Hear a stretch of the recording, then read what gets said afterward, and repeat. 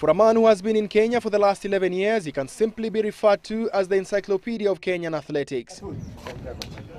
Italian coach Rebnato Canova came to Kenya in Iten in 1998 when he was coaching Christopher Koskei, the man who became world champion in 3,000 meter steeplechase a year later in 1999. 1 kilometer plus. After he discovered Iten, he has never looked back as all his athletes, including the Qatar national athletics team, train in Iten.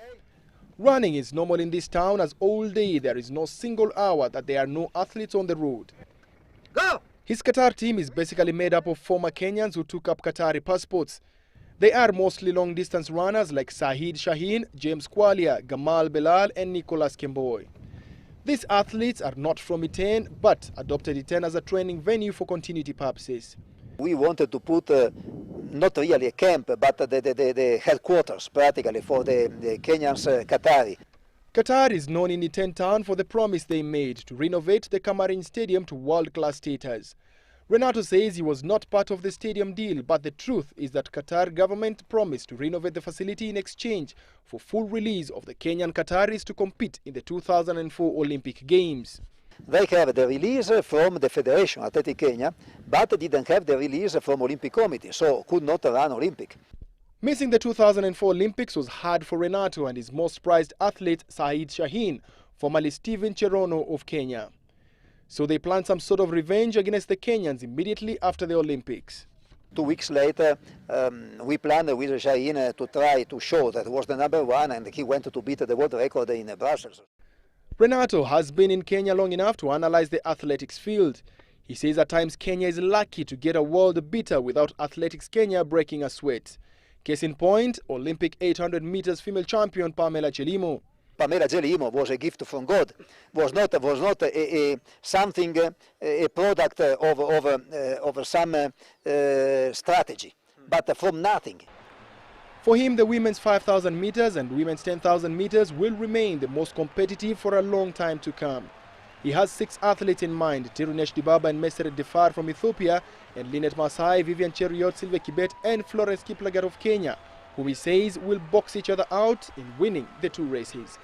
These 6 people are all young yet, can alternate themselves in winning medals in the next till Olympic 2012 or also after Olympic 2012.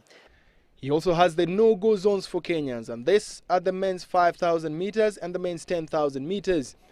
He says for as long as world champion and record holder Ethiopian Kenenisa Bekele is fit and running, Kenyans should forget these races and play second fiddle.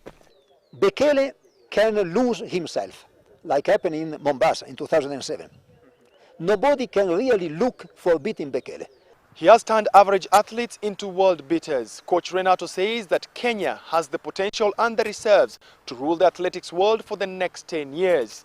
The only thing is that we have to focus on the upcoming athletes as well as the established ones.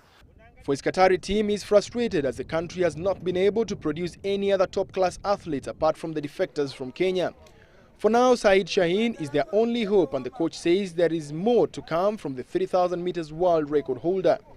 I think that he can run again under 8 minutes and also to go very, very close to his world record. And there is every reason to believe the coach.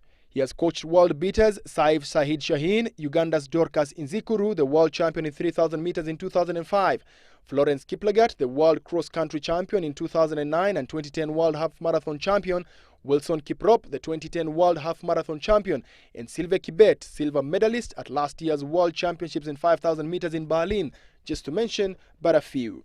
For Sunday Live, I'm Okinyi.